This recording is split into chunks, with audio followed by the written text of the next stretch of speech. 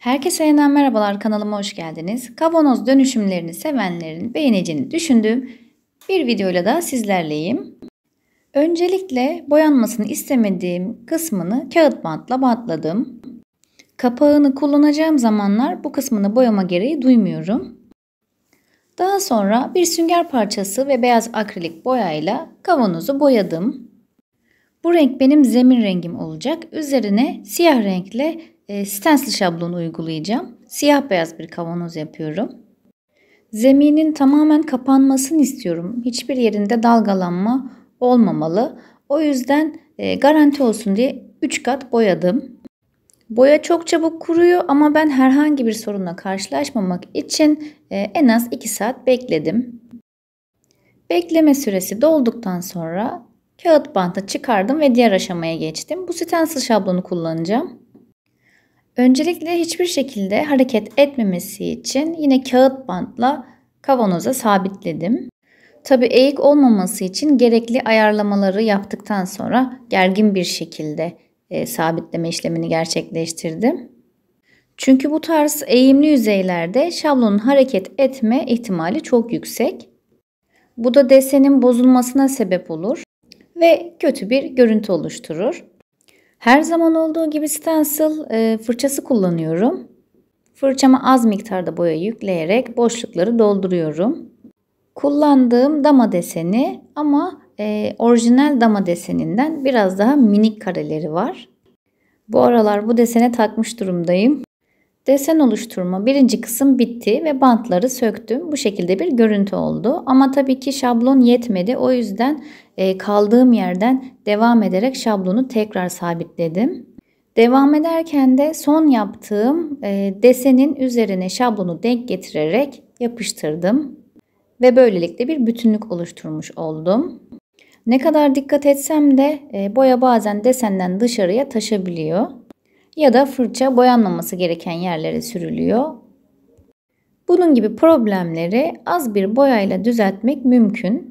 İnce uçlu bir fırçayla oluşan kusurları kapatabilirsiniz.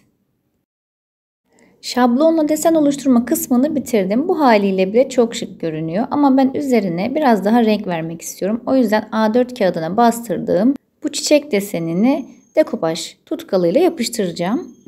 Bir desene ihtiyacım olduğunda genelde Pinterest'e giriyorum ve orada istediğim gibi desenleri rahatlıkla bulabiliyorum. Ardından telefonuma kaydedip istediğim boyuta getirdikten sonra A4 kağıdının üzerine çıktısını alıyorum. Evinizde yazıcı yoksa aynı şekilde gidip kırtasiyeden de bastırabilirsiniz. Ya da dekopaj kağıdı da kullanabilirsiniz. Ben artık istediğim gibi desen bulamıyorum. Eskisi kadar çeşit olmuyor. O yüzden bu şekilde istediğim desenleri Pinterest'ten rahatlıkla bulabiliyorum. Kağıdın arkasını tutkallayarak yapıştırmak istedim ama kağıt ıslandı. O yüzden biraz daha dikkatli bir şekilde yapıştırmaya özen gösterdim. Aslında tutkalı kavanoza sürüp de yapıştırmış olsaydım çok daha kolay olacaktı. Ne kadar dikkat etsem de kağıt ıslandığı için kopabiliyor bu şekilde olduğunda. Sizin de aklınızda bulunsun. Bu tarz girintili çıkıntılı desenlerde zeminine tutkal sürerek daha rahat yapıştırabilirsiniz. Resmin üzerine bir kat daha tutkal sürdükten sonra kurumaya bıraktım. Ve kapağını da siyah renkle boyayarak hazırladım. Bu silikon kalıpla bir aplik deseni çıkaracağım. Bunun için taş tozu veya alçı kullanabilirsiniz. Ben taş tozu kullandım. Çok çabuk kuruyordu çünkü. Kuruduktan sonra kalıptan deseni çıkardım ve hızlı yapıştırıcıyla kavanozun kapağının üzerine yapıştırdım.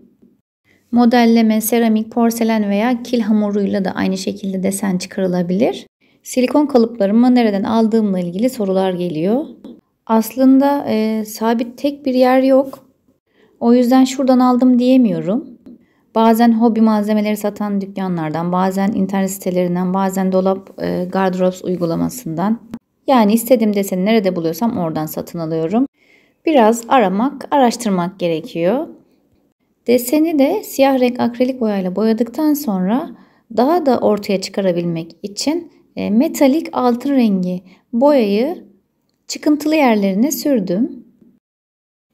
Son olarak su bazlı vernikle vernikleyerek boyama kısmını bitirmiş oldum. Birer gün arayla 2 kat vernik sürerseniz ve boyanın 21 gün kemikleşme süresini beklerseniz elinizle rahatlıkla yıkayarak temizleyebilirsiniz. Bu kısımla ilgili çok soru geliyor ama ben her videomda belirtiyorum.